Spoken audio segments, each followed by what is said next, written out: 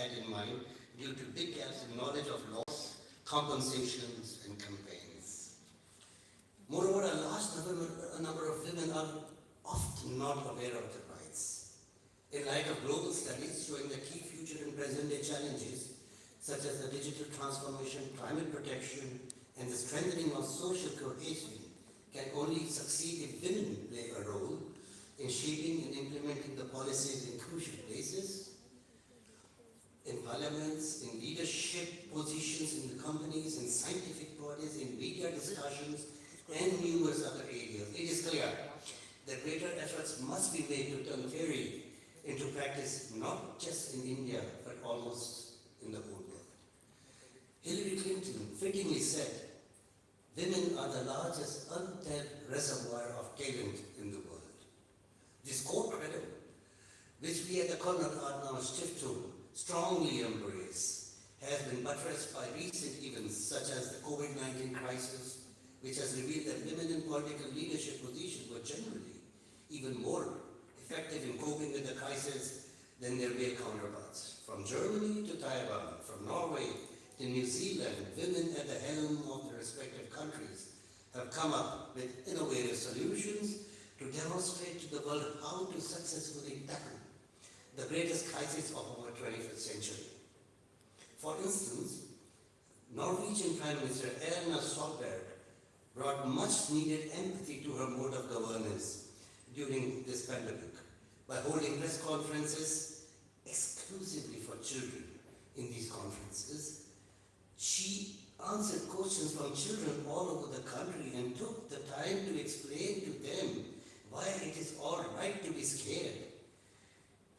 The originality and simplicity of this idea appeared to be astonishing, but at the same time was as desperately needed to reach children whose fears, problems, and sorrows were often overlooked during the course of this pandemic in the majority of the countries, sad as it sounds.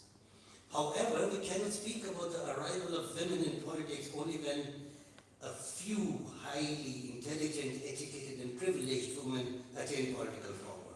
True gender equality has to be seen in the underprivileged and poor women. These women must have the same opportunities and freedoms as their male counterparts have. As always, our true nature is revealed in how we treat the weak and the poor, not the strong and the rich. Of course, this does not mean that female elites are not important. They could, for example, be crucial in shaping policies that help women across the social spectrum. In Germany, for example, Chancellor Angela Merkel, former Chancellor, let me put it this way, has not only made a positive contribution to policy making in 16 years, but has also proven to the world that both women and men are capable of leading a country through a crisis and become a political powerhouse.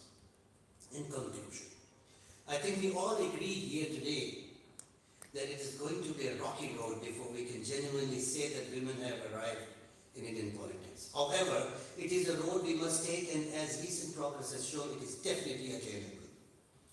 On a humorous but realistic note, at the end, let me quote Margaret Thatcher, who famously said, "It may be the cock that crows, but it's the hen that lays." Thank you.